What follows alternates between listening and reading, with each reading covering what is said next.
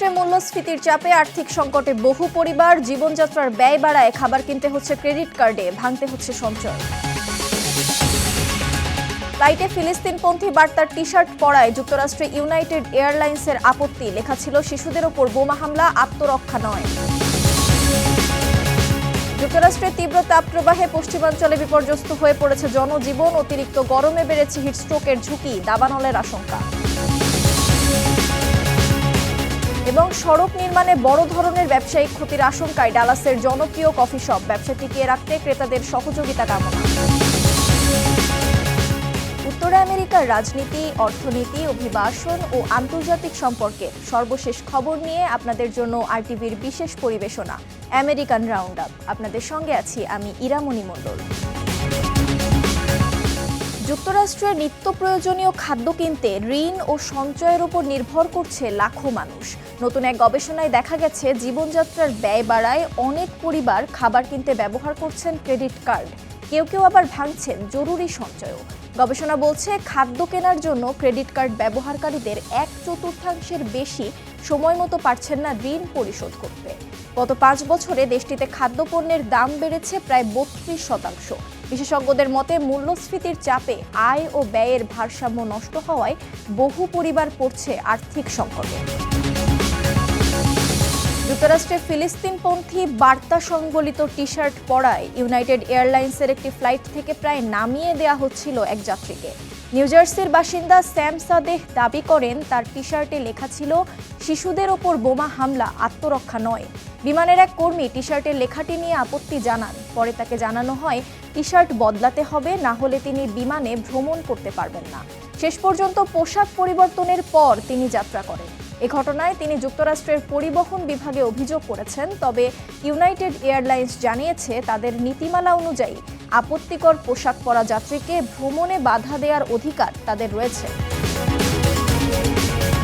যুক্তরাষ্ট্রে 2022 সালের ভয়াবহ তেল নিঃসরণের ঘটনায় কিস্টোন পাইপলাইনের পরিচালনাকারী প্রতিষ্ঠানকে প্রায় $2.69 কোটি জরিমানা দিতে সম্মত হতে হয়েছে। এছাড়া ভবিষ্যতে এ ধরনের দুর্ঘটনা ঠেকাতে প্রায় $4 কোটি ব্যয়ে নিরাপত্তা ব্যবস্থা উন্নত করার নির্দেশ দেওয়া হয়েছে। ওই দুর্ঘটনায় কানসাস অঙ্গরাজ্যের একটি খালে প্রায় 5 লাখ গ্যালন অপরিশোধিত তেল ছড়িয়ে পড়ে। এতে পরিবেশের ব্যাপক ক্ষতি হয়। 2700-র বেশি প্রাণী ক্ষতিগ্রস্ত বা মারা যায়। যুক্তরাষ্ট্রের পরিবেশ সুরক্ষা সংস্থা জানিয়েছে আদালতের অনুমোদন পেলেই এই সমঝোতা কার্যকর হবে। মার্কিন সিনেটর লিন্ডসে গ্রাহামের মৃত্যুতে রাষ্ট্রীয়ভাবে শোক জানিয়েছে মার্কিন যুক্তরাষ্ট্র। তার প্রতি সমবেদনা জানিয়ে স্থানীয় সময় রোববার হোয়াইট হাউসে পতাকা অর্ধনমিত রাখা হয়েছে। একইভাবে পতাকা অর্ধনমিত রাখা হয়েছে মার্কিন ক্যাপিটাল ভবনেও। শোক জানিয়েছেন প্রেসিডেন্ট ডোনাল্ড ট্রাম্প সহ মার্কিন কংগ্রেসের আইন প্রণেতারা। এর আগে আকস্মিক অসুস্থতার পর স্থানীয় সময় শনিবার মারা যান সাউথ ক্যারোলাইনার এই রিপাবলিকান সিনেটর। আরেক সিনেটর টিম স্কট বলেছেন লিন্ডসে গ্রাহাম আমেরিকার সেবা অসাধারণভাবে করেছেন। He loved America passionately. He served us brilliantly. তিনি আমেরিকাকে মন প্রাণ দিয়ে ভালোবাসতেন। তিনি আমাদের অসাধারণভাবে সেবা করেছেন এবং আমরা নিঃসন্দেহে তার অভাব অনুভব করব। লিন্ডসে গ্রাহামের শূন্যস্থান পূরণ করতে পারবেন এমন কাউকে আমি চিনি না। ক্রিপ্টো আয়ের অর্থের বড় অংশ স্টক ও বন্ডের মতো প্রচলিত আর্থিক খাতে বিনিয়োগ করেছেন ট্রাম্প। আর্থিক নথি বিশ্লেষণ করে দেখা গেছে গত 2 বছরে তার স্টক ও বন্ডে বিনিয়োগের পরিমাণ বেড়েছে 4 গুণেরও বেশি। গত বছর ওয়ার্ল্ড লিবার্টি ফাইন্যান্সিয়াল ও ট্রাম্প মিম কয়েন সহ বিভিন্ন ক্রিপ্টো প্রকল্প থেকে ট্রাম্প আয় করেন $140 কোটি বেশি। যদিও ট্রাম্প ও তার পরিবার ক্রিপ্টোকারেন্সিতে বিনিয়োগের পক্ষে প্রচারণা চালিয়ে আসছেন, তবে নিজের সম্পদের বড় অংশ রেখেছেন প্রচলিত আর্থিক খাতে। ট্রাম্পের প্রতিষ্ঠান বলছে তার সম্পদ দেখভাল করছে আলাদা আর্থিক প্রতিষ্ঠান। তাদের দাবি ট্রাম্পের বিনিয়োগ ও সম্পদের অবস্থা ভালো রয়েছে। যুক্তরাষ্ট্রের তীব্র তাপপ্রবাহে প্রায় 5,80,00,000 মানুষ সতর্কতার আওতায় রয়েছে। দেশটির পশ্চিমাঞ্চলে তাপমাত্রা স্বাভাবিকের চেয়ে 20 থেকে 30 ডিগ্রি বেশি থাকায় জনজীবন হয়ে পড়েছে বিপর্যস্ত। মন্টানা ও উটাহে ভেঙেছে বহু বছরের তাপমাত্রা রেকর্ড। কোথাও কোথাও তাপমাত্রা ছাড়িয়েছে 110 ডিগ্রি ফারেনহাইট। আবহাওয়াবিদরা বলছেন এই তাপপ্রবাহ ধীরে ধীরে উত্তরাঞ্চলীয় সমতল এলাকায় ছড়িয়ে পড়বে। অতিরিক্ত গরমে বেড়েছে হিটস্ট্রোকের ঝুঁকি। একই সঙ্গে দাবানলের আশঙ্কাও বৃদ্ধি পেয়েছে। এদিকে অতিবৃষ্টি ও ঝড়ের কারণে দেশটির কয়েকটি অঙ্গরাজ্যে বন্যা ও জরুরি পরিস্থিতিও দেখা দিয়েছে। যুক্তরাষ্ট্রের কলোরাডোতে দাবানল নিয়ন্ত্রণে কাজ করা একটি উড়োজাহাজ জলাধারে বিধ্বস্ত হয়ে একজনের মৃত্যু হয়েছে। রোববার সিলভার জ্যাক রিজার্ভারে বিমানটি বিধ্বস্ত হয়। গ্যানিসন কাউন্টি শেরিফ কার্যালয় জানায়, দুর্ঘটনার সময় উড়োজাহাজে শুধু একজনই ছিলেন বলে ধারণা করা হচ্ছে। পরে ধ্বংসাবশেষ থেকে একটি মরদেহ উদ্ধার করা হয়। তবে নিহত ব্যক্তির পরিচয় এখনও প্রকাশ করা হয়নি। কর্তৃপক্ষ জানিয়েছে, বিমানটি গোল্ড মাউন্টেন ফায়ার নিয়ন্ত্রণে ব্যবহৃত হচ্ছিল। গত মাসে শুরু হওয়া এই দাবানলে এরই মধ্যে 35,600 একরের বেশি এলাকা পুড়ে গেছে। আগুন এখনও পুরোপুরি নিয়ন্ত্রণে আসেনি। দুর্ঘটনার কারণ জানতে তদন্ত চলছে। যুক্তরাষ্ট্রের টেক্সাসে একটি হোটেলে কর্মীকে বেঁধে রেখে একটি সিন্দুক নিয়ে পালিয়েছে দুর্বৃত্তরা।